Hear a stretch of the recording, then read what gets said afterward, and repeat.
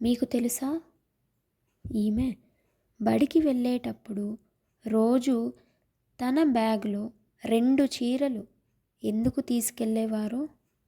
ఎందుకంటే ఆమె ఆడపిల్లలకు చదువు చెప్పడానికి వీధిలో నడుస్తుంటే అక్కడి జనాలు ఆమెను చూసి ఓర్వలేక జనం ఆమె మీద పేడ, రాళ్ళు మరియు బురద విసిరేవారు.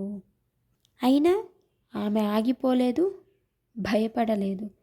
బడికి వెళ్ళి ఆ పాడైన చీర మార్చి వేరే చీర కట్టుకొని పిల్లలకు పాఠాలు చెప్పేవారు. రోజు అవమానాలు భరించి మన కోసం, మన ఆడబిడ్డల కోసం, మన అందరి కోసం, మన భారతదేశంలో ఆడపిల్లలు చదవాలి అని యుద్ధం చేసి పాఠశాల ప్రారంభించిన ధైర్యశాలి ఎవరో కాదు, భారతదేశపు మొట్టమొదటి మహిళా ఉపాధ్యాయురాలు సావిత్రిబాయి పూలే గారు.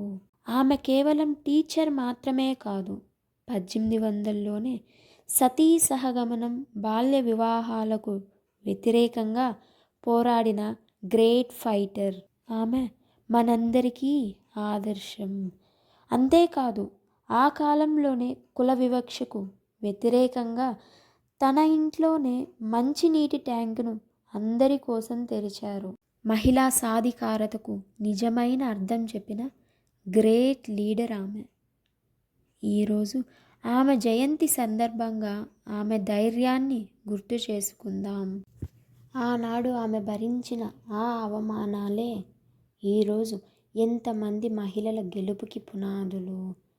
ఆ భారతదేశపు మొట్టమొదటి మహిళా టీచర్ స్ఫూర్తితో విద్యార్థులను తీర్చిదిద్దుతున్న ఉపాధ్యాయులందరికీ మహిళా ఉపాధ్యాయ దినోత్సవ శుభాకాంక్షలు.